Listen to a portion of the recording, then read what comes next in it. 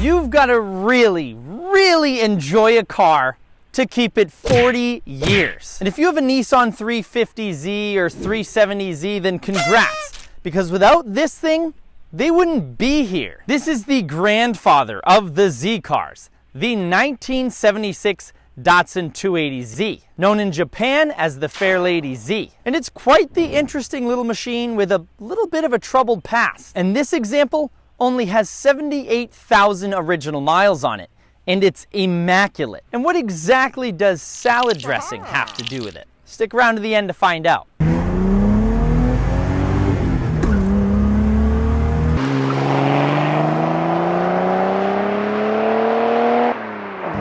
1975, Nissan released the 280Z in North America, and it didn't come without backlash. You see, Z people, they're a special breed. Actually, my brother's one. And they weren't too happy while comparing this Z to the original. They wanted the tininess and the swiftness of the original 240Z. But this is the 70s, a very interesting time for automobiles. So the car gained some size alone just with the government mandated 5 miles per hour shock-absorbing bumpers that appear to be just glued to the front and back of the car. But despite the negativity, the 280 performed very well and sold in gargantuan numbers. The 280ZX was a completely different machine than its predecessor, aside from the engine and a few other driveline components.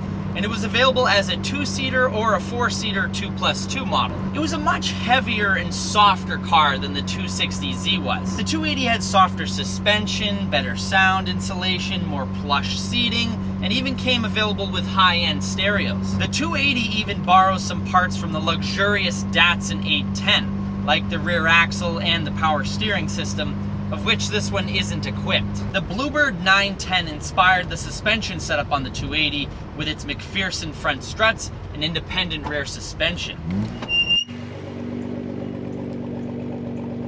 The 280ZX's body was reworked from the ground up to improve its aerodynamics, now thanks to wind tunnel testing. The open grille featured on the original Z car was now closed. The rear of the car was lengthened to hold a larger 21-gallon fuel cell, which also helped the high-speed stability of the car, a known problem on the earlier generation of Z cars. And in the US and Australia, the 280ZX was marketed as, yes, the 280ZX.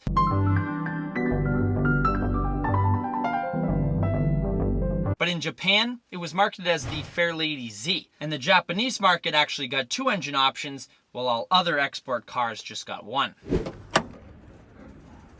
No VQ in this one. All exported 280s came with the L28, which is a 2.8-liter straight 6-cylinder engine, complete with a Bosch fuel injection system to meet continuous constricting US emission standards. The Japanese market got this engine, as well as a 2.0-liter L20 engine, used in many Nissan family cars of that era. Now, the Japanese market actually favored that engine in the Fair Lady due to tax rules over there. Now, the L28 in this one produces around 170 horsepower and 163 foot-pounds of torque, which may not actually sound like a whole lot, but just remember, the Corvette at that time only came with 40 more horsepower.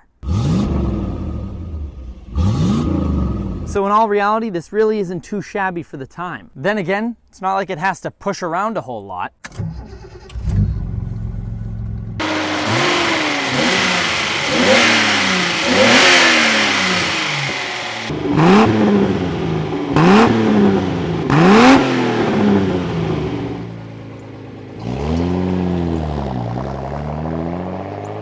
Now that engine was attached to either a 4-speed manual or a 3-speed automatic transmission. On the 1977 and 78 cars, a 5-speed manual did become available. The original owner actually swapped a 5-speed transmission into this one. It's always been a manual, but they just put in a 5-speed as compared to the 4-speed, which makes it better for long cruising. You're not in 4th gear on the highway, revving at like 3,000 RPM. Instead, you can be in 5th gear, revs much lower, more fuel efficient, and a lot less noise.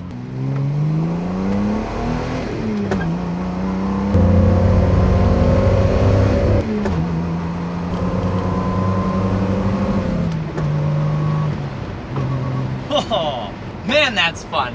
Around 7.5 seconds is what it takes for the 280 to hit 60 miles an hour. And ungoverned, it'll hit a top speed of around 130. and it's a blast to drive. It's great fun to road through the gears and not be doing quadruple the speed limit. There's no power steering, there's no power brakes. It's one of the most raw and natural driving experiences that you can have, and it makes you think when you drive it. I absolutely feel that the 260 has much softer suspension than its predecessor. The suspension on this does feel pretty soft. Again, this is a 70s car. Even some of the performance cars had soft suspension. That's just what they were going to. And you definitely feel when you go around a corner, there's a lot of body roll. Not a terrible amount. It's fitting for the car. You don't get thrown to the other side of the vehicle like the Toyota Century that I drove, but you definitely roll a little bit. And it's a fun experience having absolutely no driver aids. And some people say that when they review a car with like no traction control and no stability control. This doesn't have any of that, but it also doesn't have power brakes or power steering. Now that's an experience. It makes you work for it. Super easy to shift, super easy to drive once you get going, because even though you don't have power steering, once you're moving, it's not bad. And that straight six just hums along whatever gear you're in. Plenty of power for this. And the engine feels a lot more torquey than those specs show.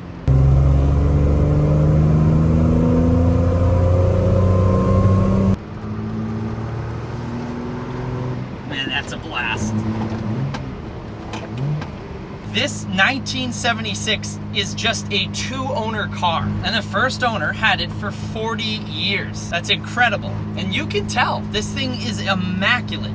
It's gorgeous. It's quite literally a time capsule. The only mods that it has are that 5-speed transmission and Koenig wheels, which look awesome. So, what does salad dressing have to do with it? Well, the Z cars have had quite the successful bout in racing, and the 280 was no different, especially in US racing.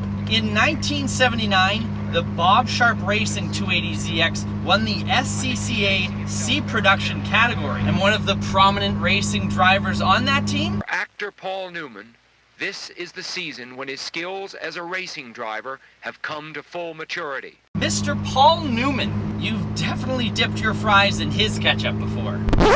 That sounded incredibly inappropriate. I'm so sorry. I don't even know if he makes ketchup.